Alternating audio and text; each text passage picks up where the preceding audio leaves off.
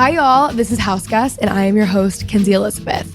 Think a Gen Z wannabe Martha Stewart meets Dolly Parton trying to live in a Nancy Meyers movie in her 20s. We talk all about life, relationships, and navigating your 20s, closing out the bars, or waking up at 5 a.m., depending on our vibe that week.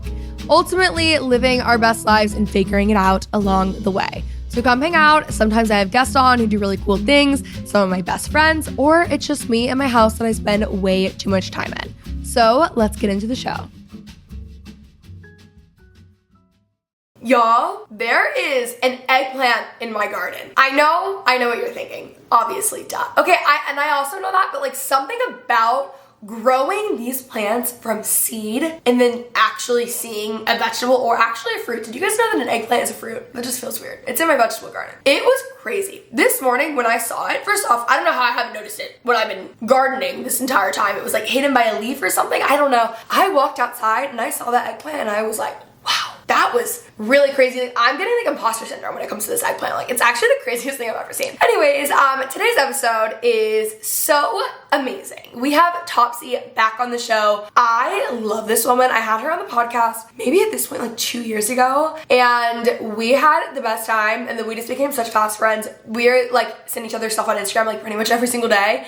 I love her. I adore her. She is so fun. She is just the best, and she's very vulnerable online, has been sharing a ton of stuff. So if you guys need a little like pep in your step, if you need a little mood booster, if you need just to like kind of get more aligned and kick in the right direction, this is the episode for you. If y'all haven't already, be sure to subscribe to our channel, leave a nice rating and review, and send this episode to a friend that you think would like it. Love y'all. Let's welcome Topsy on to the show. Okay, we just have to talk a little bit about conspiracy theories before we get into the meat of the episode. Yes. So yesterday we were here, we were shooting content for Jam Media, and they were asking questions from my like dinner card and like nightcap card games for a friend of mine.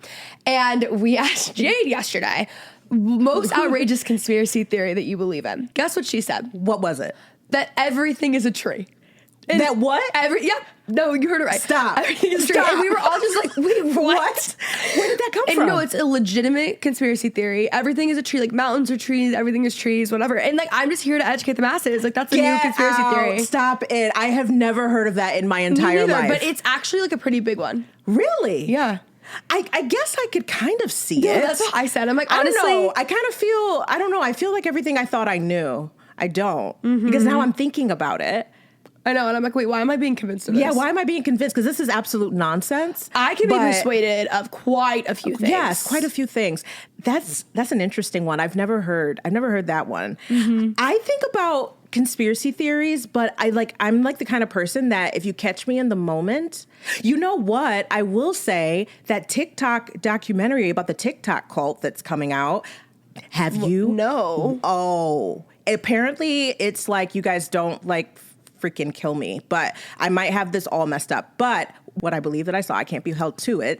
Allegedly, there were these people that were being like, it's a TikTok cult. They were being recruited to live in this house and record content, and they made tons of money, but apparently they didn't have total access and control over their money. So there's like a documentary coming out at the end of this month all about this TikTok cult. And I thought that was happening because you know that on TikTok it's a big thing for these influencer houses. Yeah.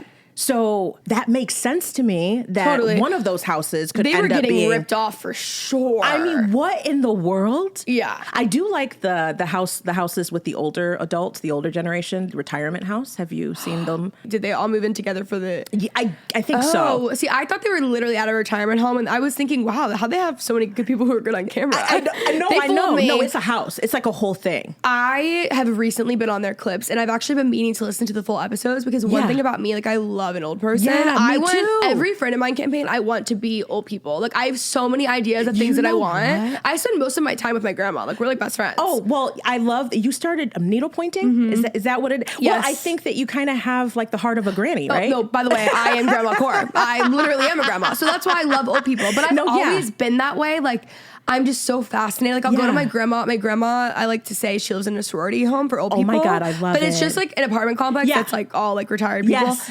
And I love going over there, and then I'll sit, like, her friend Sandy. I love Sandy. So, like, we'll sit and talk for hours. We stand Sandy. We love Sandy. Sandy has horses or had horses growing up. I love her. Stop. Yeah. No, I think the whole concept of influencer house with the older people, like, I am here for it. Hopefully they're not being, like, held hostage, but Blink twice. Hopefully not, but blink twice if you've been held hostage. But you guys are hilarious. The Retirement House on TikTok. Check them out if you haven't already. Actually, a dream podcast guest of mine now.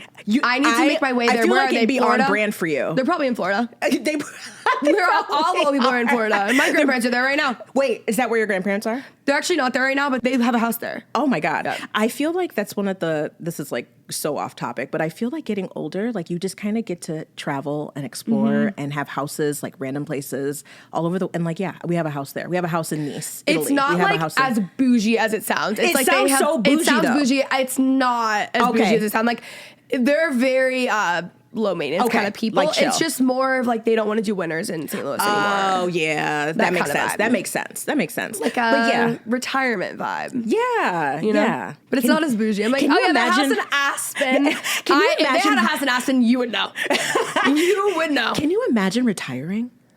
Well, what do you foresee in terms of retiring for you? Literally everything that I do now, like yes, I can see that. But just like that's it. Yeah, I like but that. Honestly, I like wouldn't be shocked if I never retire. I really wouldn't be surprised if I'm like doing things to like some sort of capacity. Right. Like I want to be Martha Stewart. Yeah. So like, I would never. That's definitely in your future. Yeah, like Martha is my girl. You are her. Thank you. You are her. Thank you. I do wonder. I'm like, because I feel like Martha would actually like not think it's cool that I like want to be her. And I don't. When I say like I want to be Martha Stewart, no, right. I want to be like my version of Martha Stewart. I don't literally want to copy her. No. I feel like she would like think that was an annoying thing to say. I am weak. No, but I think that we get what you meant. Like you garden. You are just you're needle pointing in your spare time. You ride horses. You just have these habits that you have the heart of a granny. I love it. No, I fully live the life of a grandma. No, I'm here for it. It's like I need to come visit your garden, and then can we talk about your stock tank pool? Oh yeah, that's the best thing I ever did. Are you kidding me? It's literally I can't wait because now like you decked it out, and then I love that you put it inside of that deck. Oh yeah, because typically when I see it, I'm kind of like, not a fan. It's you not made it good. look like a actual it looks like a pool. I went all out. I know, and it like fully is filtered and stuff. Like it really it acts. It's a pool. Yeah, but it's not. But it's like a pool. Sure. How deep? 3 feet. Oh my! Yeah. So it's like lounging pool. It's like a cocktail pool. But it fits a lot of people. How many people can fit in there? We could fit fully 3 full rafts. That's a lot. And if you're sitting, like at least 10. What? Like it's really big. Like it doesn't look that big. You don't even realize it until you're in it. How many people you can fit? Shit. And that's just like everyone sitting on the edge with space. Stop it. It's really no, amazing. I feel like your backyard is an oasis. It feels so, like my mom always says that, like it's like the perfect place to do yoga. Ever since I got turf, which like I'm not a turf girl. Yeah.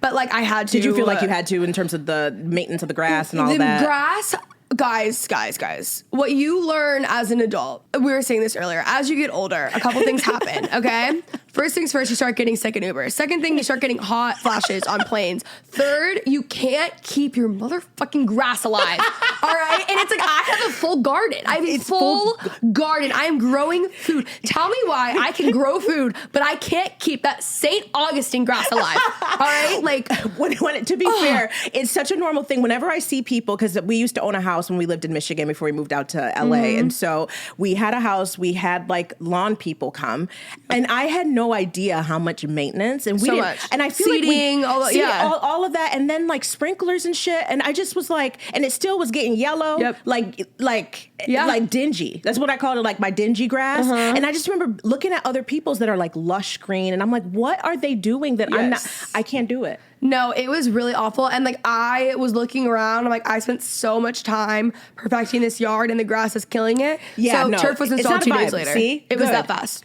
I looked at it and I said, I will never look at this grass again. But that is so me. Like if I have an idea, it's done in 48 hours. Well, you don't have time. You don't have time to be looking at ugly, dingy grass that's just messing up your whole aesthetic. Yeah, and like I know a guy for everything. Like I know a guy. Like there's always someone, like someone's like, hey, I'm doing this in my house. I'm like, perfect. I have everyone's number saved with what they do underneath. I seriously, like my handyman in my house, I think is like fully employed through me and my friends and like family. I'm not kidding. Handymen though, they're like, and once you find a good one, one, once you like, have oh my to like God. hold on to them. Literally. I remember having a handyman. I think he stopped doing it as like much, and I'm like, you can't do that. Like, I don't trust just anybody in my house. Yeah, like we gotta keep this thing going. We gotta keep here. this going. Whatever What you do and I I gotta have, pay you? like let's really cherish this because it's a big deal. Yes, like do I need to like wine and dine you? I'll do it if that's what it takes. Like I'm not above some favors if that's what I need to have a good handyman at my house. Look. If I can trust you to be there when I'm not there too, like seriously, that's a I'll blessing. look the other way at what I'm doing. Look, period. That's just how it is. Okay, so I've been loving your Instagram recently. Oh my God, it's been you're really the best. helpful. Thank you. You've just been posting like such amazing, some hitters, helpful, right? Some bangers, some bangers. Seriously, I'm trying to do a little something. a little something. Totally. I want you to speak on overgeneralization. Yes, I want you to speak to that because I think that is very real. I help leaders develop leadership, emotional intelligence skills, and coping mechanisms to kind of deal with the ins and outs of their careers and get into where it is that they want to be in their careers. And so one of the things I talked about on my feed recently was about overgeneralizing. And I'm in a season. I wasn't always like this. I used to really struggle with like vulnerability in my content. And so I would approach my work from this perspective of wanting to be of service to people and not wanting to make it about myself. And because I didn't want to be the product, right? So I had this like whole thing where like, I don't want to be the product. I don't want to be for sale. I want for my expertise to like speak to people and where they are. But what I realized was that people weren't able to develop a connection to me. So they knew that I cared. They knew that I was hilarious. They knew that I was funny. You know, I was the funniest person ever. I'm the funniest person ever. Literally ever. But I wasn't connecting. Like they would always wonder, like, do you ever struggle with these things? And I'm like, well, yeah, I'm a human. I'm not a robot. And so what I thought was like, duh, it wasn't. And so I am just in a season of just like being honest and like leading with vulnerability. And one of the things I realized, I took a long break from creating content on specifically, I would say, my platforms of Facebook and Instagram. It was really to like do some soul searching, to figure out who I was without all of like the accolades, the visibility. I was visible on LinkedIn, but like LinkedIn's a different platform, right? So it didn't really feel like I was that visible, but that was what I wanted. I wanted to kind of take a step back and rediscover who I was and who I wanted to serve. And especially with me pivoting and like working more in the corporate world and reopening my private therapy practice and speaking more on stages, like I just was like, how do I want to approach this content now that I'm a different person than who I was like a year ago, 2 years ago?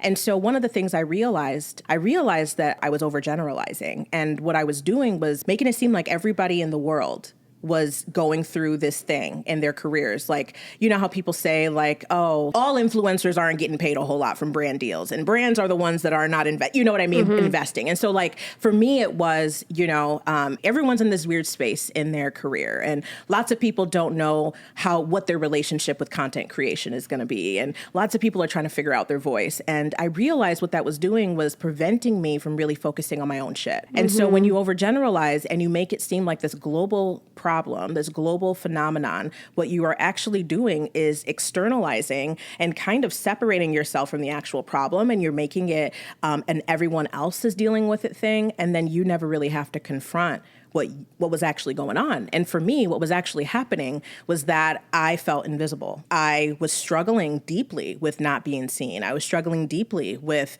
not being perceived as an expert in what I did. And so I realized like, oh my God, like I am overgeneralizing my shit and making it seem like everyone's dealing with it when everyone is not. Yes, there are some people that are dealing with it, but that is not who my focus needs to be on. My focus needs to be on dealing with me, my shit, my issues with not being visible, my issues with who am I if I'm not getting all of the attention. And so that's something that I talked about in my content recently. I would say this cognitive dissonance we have with really addressing our own inadequacies and our own insecurities and making it more and everyone else is dealing with it problem and everyone's in the same boat as me, rather than finding solutions, rather than confronting yourself and confronting yourself on your bullshit. It's almost like just negating or escaping responsibility. 100%. So that once you take responsibility, I mean, we've all, everything you're saying right now, I'm like, we've literally all done. I feel like the most heard example of this is when people blame the algorithm. Oh, yes. That's like a big one. That's a huge one. Yeah. And we've all been guilty. It's like, it's the algorithm. And I'm like, no, Kenzie just wasn't good. Like, no,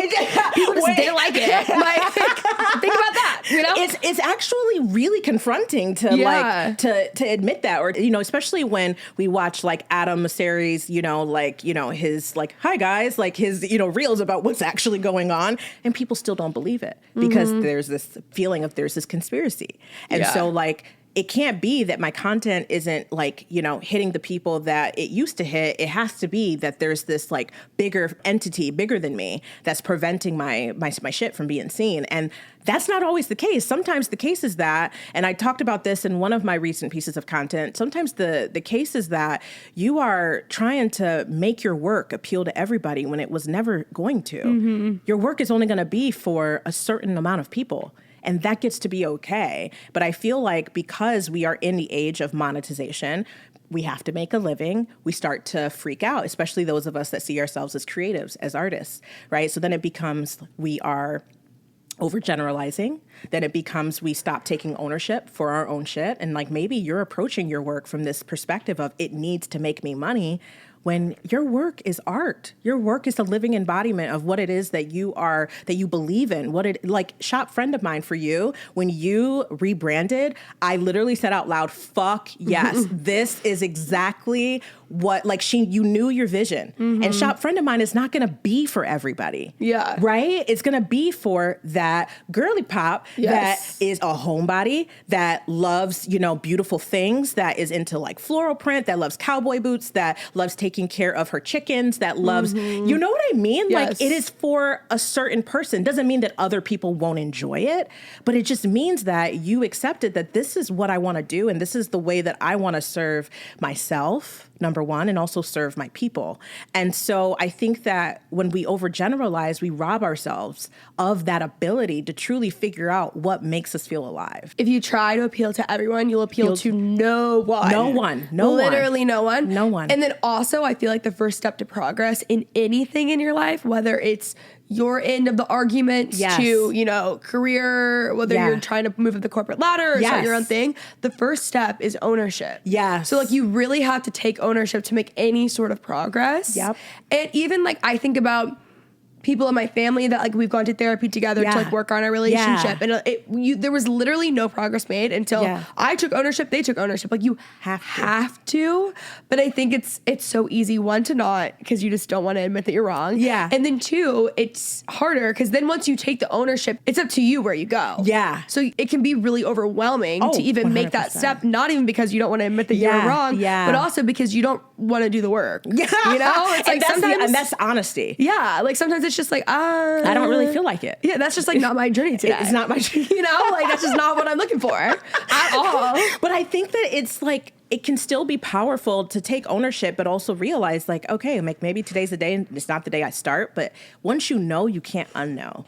And so then it's a matter of, okay, when you decide to pick the work back up, that's when you decide to do it. But as long as you're honest with yourself and with the people around you, I think that people have so much more respect for that. I have so much more respect for people that tell me, Topsy, I don't want to hire you as a coach because you really see people and I'm not ready to be seen in the way that you see people. You see shit that I'm not even saying. So imagine what it's like to be, being coached by you. And I'm like, respect. Respect, because you owned your shit. And when you own your shit, like, I feel like people benefit around you. Yes. Because then they know how to be in relationship with you. Absolutely. And they feel more comfortable. They do. Dom and I have this example that we always give of these two people we knew. This was years and years ago. And there was a situation where it really made this event a nightmare. And it was these two people. Yeah. And it was just kind of like mean girl energy. We didn't really love the vibe. Yeah. Whatever. One of them was just quieter and would ignore everything and whatever. The other girl was actually the one who was really the experience that we had that was more negative. Okay. But later on, that girl will own everything and has owned every situation. Is like, I'm happy to talk. I would love to. I was so wrong. I would want to do this. Wow. And the girl who was quiet really did less, but will not talk to anyone about it, will not have a conversation. I'm like, see, the girl who was actually the girl that we were very uncomfortable with is the one that we like to this day. Because we respect her. Yes. Because she was able to own it. Yes. And I think about even just like myself, like I respect myself more when I'm able to own my own stuff. Well, yeah, I think it just feels, it's almost like you feel like you don't have to hide behind anything. It's like this freedom, because if you own your shit, you're not worried about anybody else calling you out. because Yeah. there is nothing that anybody can call Topsy out on that I'm not aware of. I am aware of so many things regarding myself that if someone were to say, Topsy, I haven't been able to get a hold of you, I know I'm fucking aloof. I know, like, I am a flake. I am. like, I just am. I own that shit, and I'm not proud of it, but I own it. And when you own it, people have no choice but to either accept that about you or to decide, you know what, you're not the kind of person I want to have in my life because I can't be friends with people that are flaky. Awesome. I'm happy that you know the people that you need to be in close proximity with. You give people the option to choose. What do you think the connection with self-esteem and vulnerability is? I think that you are less likely to be vulnerable when you struggle with self-esteem issues and when you don't really know yourself. So for me, I will speak from experience. One of the reasons why I struggled, I think, to talk about myself in the way that I am even talking about myself in this interview is because I knew myself from a very surface level. I was just always used to, I'm also a therapist, and so I'm used to intellectualizing things and externalizing everything and not making it about me. But it was almost like I feel so much, but I just never really allowed myself to access it. And so when it comes to vulnerability and self-esteem, my self-esteem as it related to vulnerability was not that high because I was afraid of being misunderstood. I was afraid of people not understanding what it is that I was going to say. I was afraid of being canceled. I mean, there's just so many things that would cross my mind. Like, I don't want for people to feel like I'm somebody to pity. Like, I don't want that. And so what it did was cause for me to just like run away from being vulnerable. And so I was never able to develop my self-confidence and my self-esteem in being able to speak my truth. Let's talk about developing self-confidence and self-esteem because I feel like everyone's listening to this and just thinking, okay, well, how would I even do that to begin with? Yeah. So developing self-confidence and self-esteem, I like to tell my clients, coaching and or therapy clients, I like to tell them that it's a muscle. Everyone isn't just born with like super high confidence. Everyone isn't just born with super high EQ, emotional intelligence. You have to develop it. It's a skill set. So the same way that you learn how to cook, right? People learn how to cook through repetition, through watching cooking videos, through following directions, through fucking up at cooking, right? Like everyone has made a soup that tasted like shit. It was so bad, right? Your first chili that you made probably wasn't your best chili that you've ever made, right? And so that's the same way that you approach your self-confidence and your self-esteem. You have to consistently build yourself up. And so you have to learn how to, number one, give yourself validation. So I did such a badass job on that. I look so freaking amazing. I killed it, at that speaking event, right? I killed it at doing that presentation. You have to build yourself up so that everyone else's validation of you becomes the cherry on top. Yeah. Because when we wait for other people to validate us, you'll always feel empty. You'll always feel like you are a vessel just waiting to be filled when you have to fill yourself up first. So I would say, number one, you start with self-validation. Validate yourself. So now I know, for me and my work with leaders, I know that validating myself has been one of the ways that I can help leaders also do that for themselves. You have to validate yourself. Stop waiting for your boss to do it. They'll never do it. And if they do it, they won't do it in the way that you want them to. So fuck that. We're not waiting for that shit. We're gonna have you get comfortable validating yourself. Affirmations are another really great way. I know that people, they get such a bad rep because the way it's been talked about and commercialized has been mad corny. But affirmations can be something simple as subconscious, right? So you can listen to a song. That's why music is important. We use music a lot of the time as an escape, but what if you use music as a way to heal, right? What if you use like the frequency of music? There's certain songs that'll make you feel good. There's certain songs that have lyrics that are actually uplifting. What if you decided to infuse your day with more of that? How much better would you feel? The moment I stopped listening to ratchet shit every morning to wake up, I love me a good bop. I love me a good, what I realized was that I wasn't feeling good. I felt bleh. You know what I mean? Like, it just didn't feel like anything. But when I started my day, I'm a Christian, so if you're not, don't take offense to this, but there's like spiritual music that doesn't have necessarily this like, Christian undertone to it. But for me, I started listening to like gospel music in the morning or like, contemporary Christian or just even like the melodies.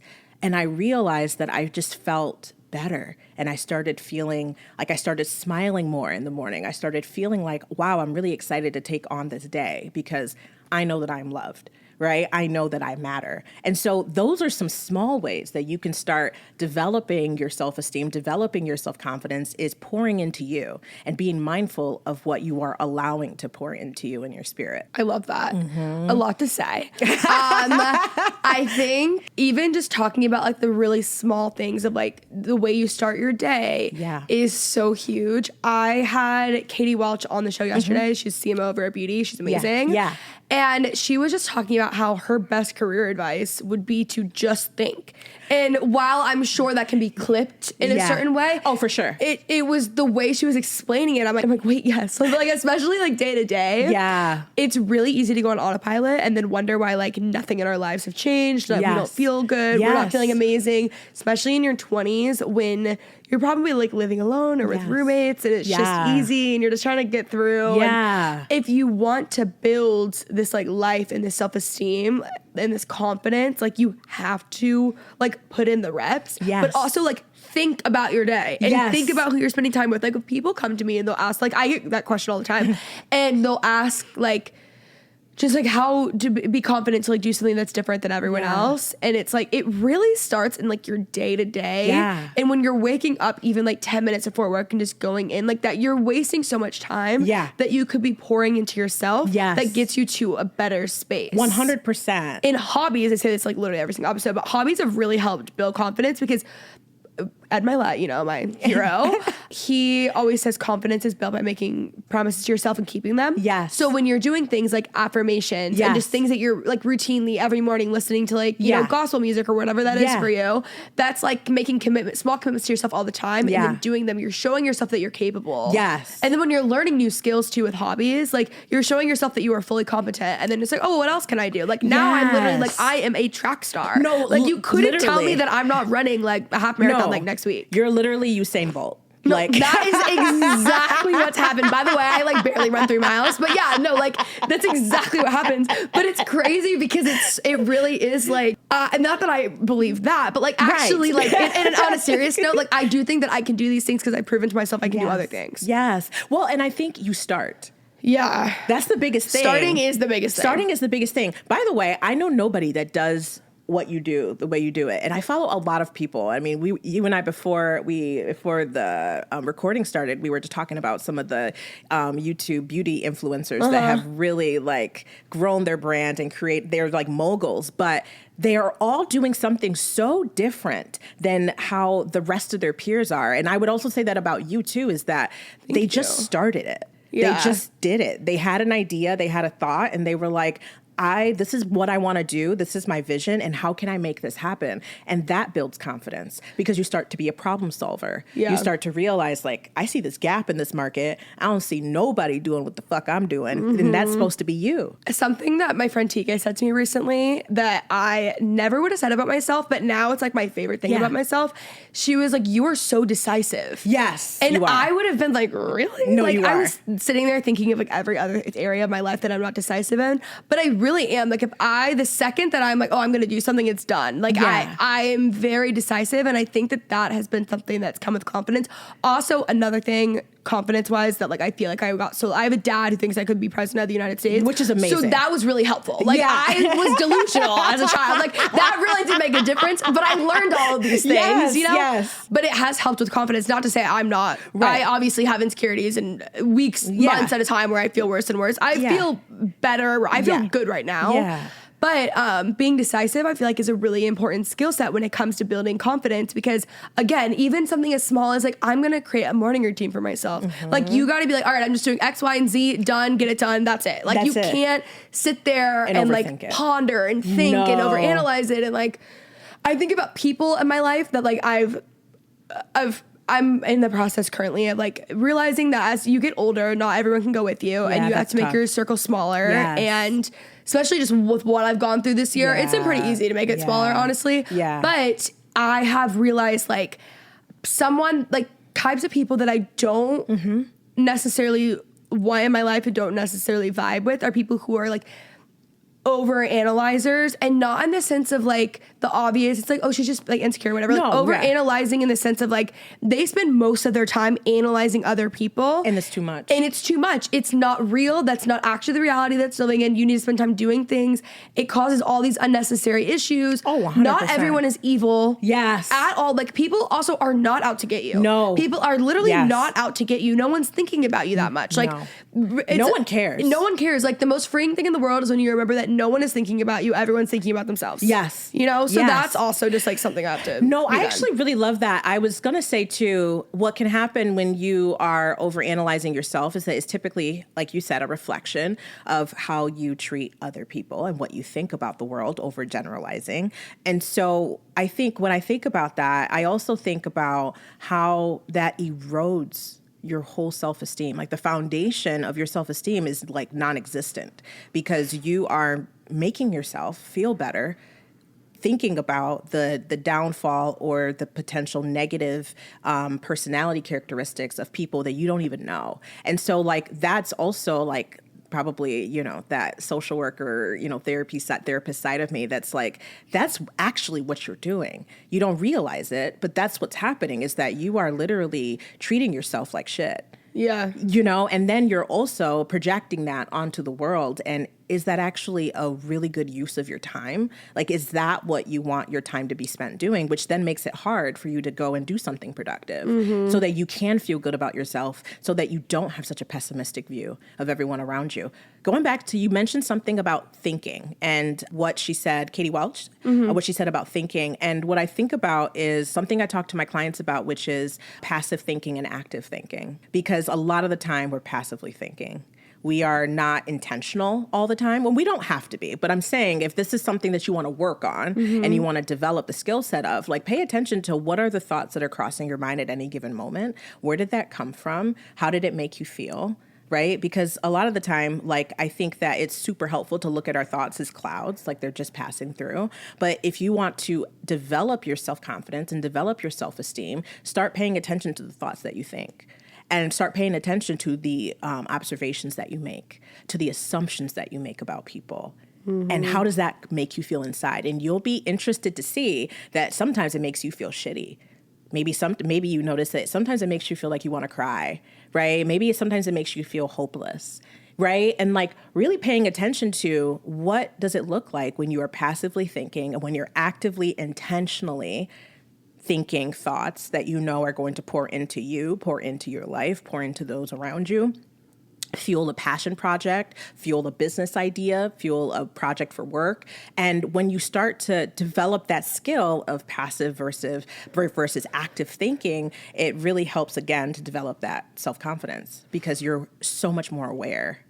I feel like it all comes back to taking control of your life. Yes. Because when you take control, like stop overgeneralizing, you are taking control. When it's active versus passive, you are taking control. Yes. And in order to have, I feel like, a good relationship with self, you also have to take control of that. You do. You can't just live passively. I feel like that's like the most important life lesson is like you can't just have life happen to you. Yes. You have to actually like, you know, make some moves from time to time. Because otherwise you'll be constantly feeling inadequate and you'll constantly feel like everyone else is getting opportunities and you're just being left out in the dust. Totally. Like that feels like shit. Yeah, it feels like you're in like a hamster wheel. Oh, 100%. When I decided that I wanted to speak, and when I decided that I wanted to be booked on stages, guess what I started doing, y'all? I just started like emailing and pitching myself. Who gives a fuck if they say no? Who fucking cares? They'll forget tomorrow. Like, and that's how I started landing huge speaking gigs, was because I just said, fuck it. I'm sick of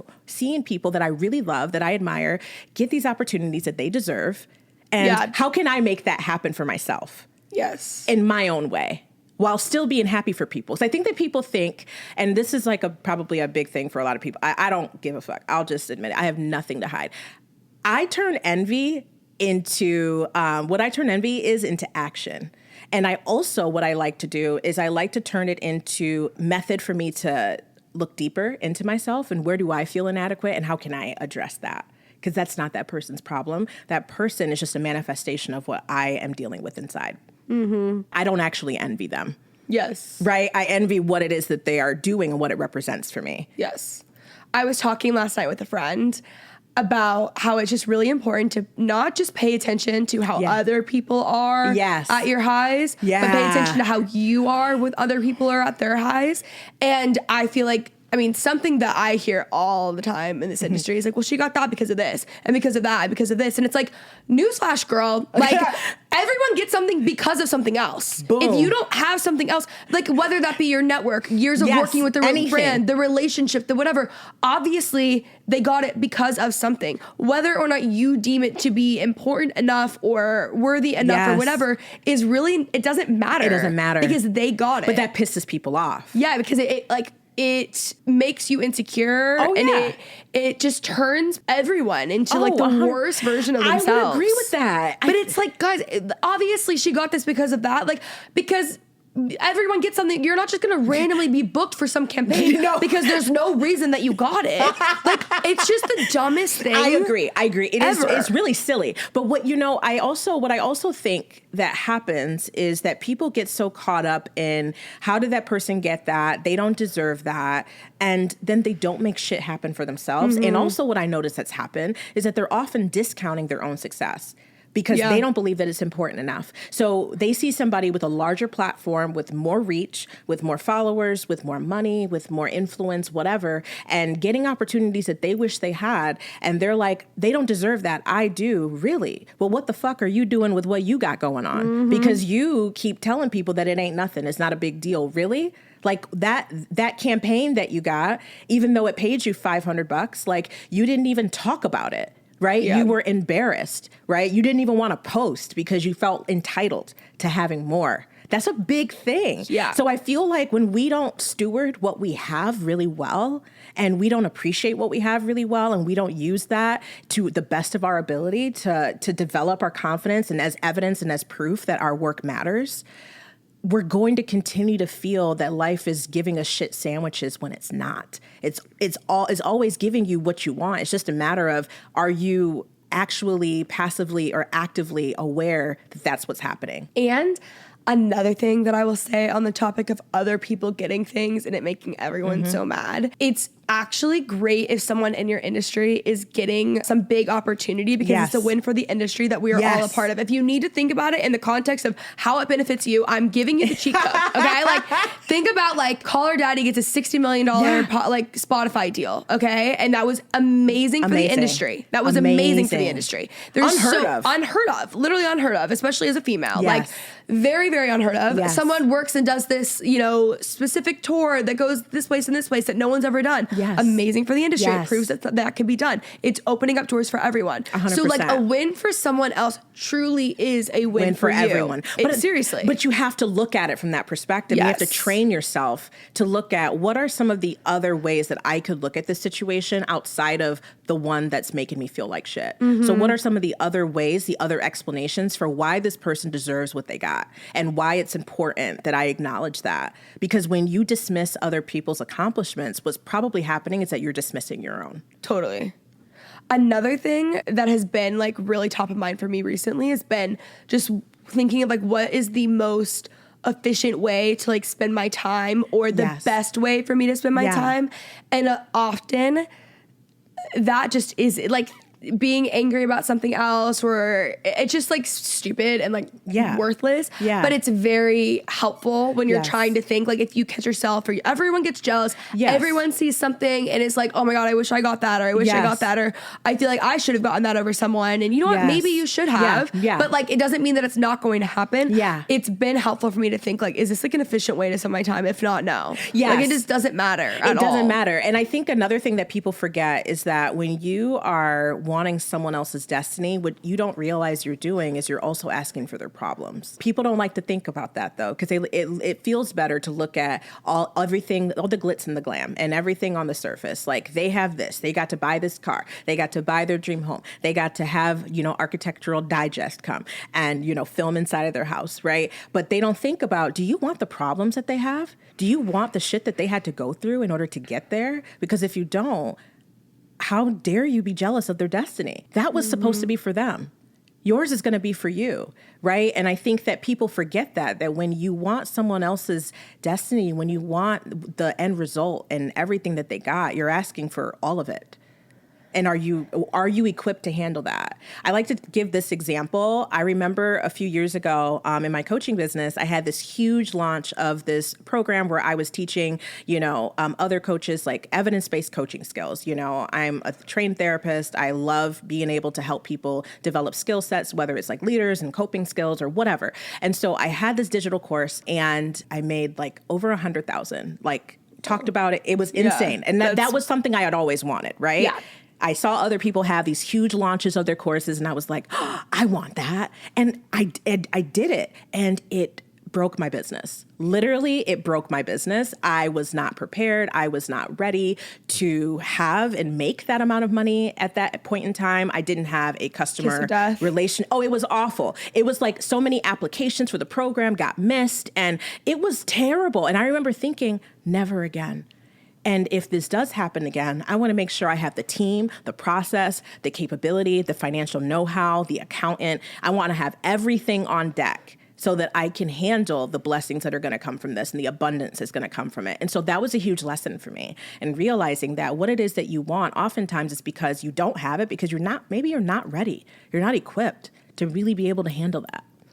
In like an internship that I did, it was like a church internship, and they would always talk about how like systems are the most important thing. Yes. Because so often people experience something that's like the kiss of death. Yes. And what's their dream comes true actually like does them in. And it's a nightmare. And it's a nightmare. The other thing too, obviously, like comparison is the thief of joy. You hear that all the time. It's very true. Yeah. But I just think about now that I've like been in the space for the past 10 years, there's so many people that 5-6 years ago, I would have like killed to be. 100%. I would have been like, oh my God, that's exactly what I want. I'm so jealous. Yes. Like they have it now. Like that would be amazing. And now those people like are not even in the space or not doing anything. Not that I would ever want that for them. No, right. You just never know where the longevity is going. And now I have like a very stable like career that has longevity. Yes. And again, not that I don't want someone else to have that. I'm just saying what you focus on, you think you want so bad. Actually, you don't want. You really don't want that. And you don't know how things are going to end up for that person or even that project or even that thing, right? Because I remember like wanting to speak on a certain stage.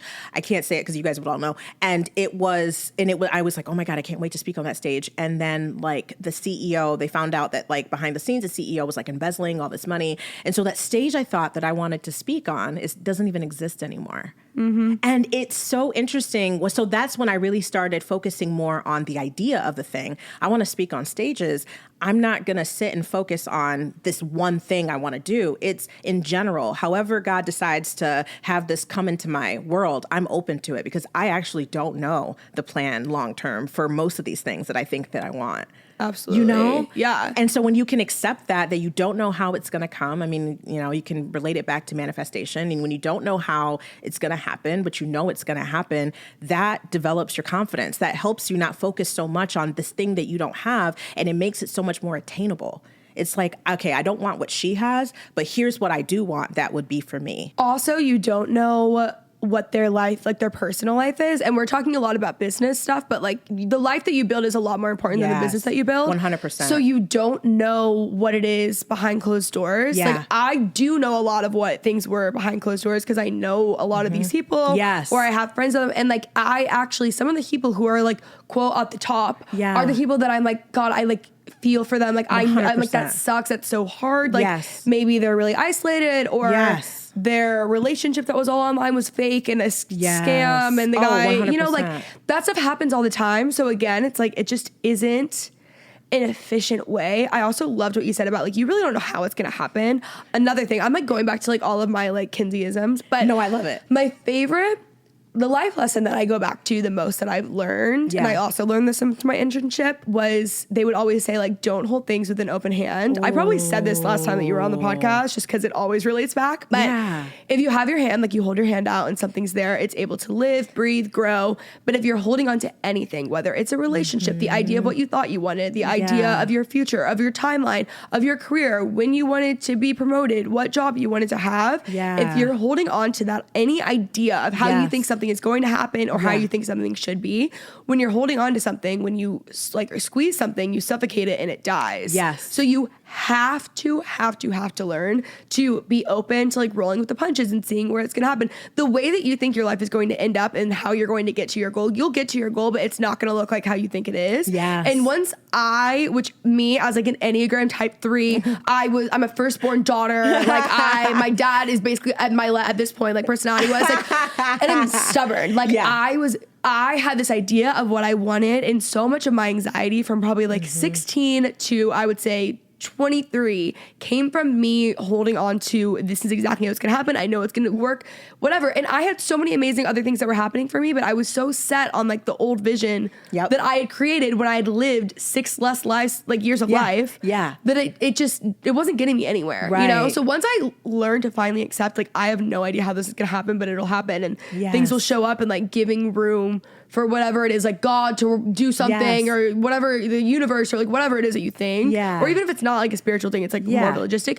Give whatever that is space to move. Yes. Because if you are taking...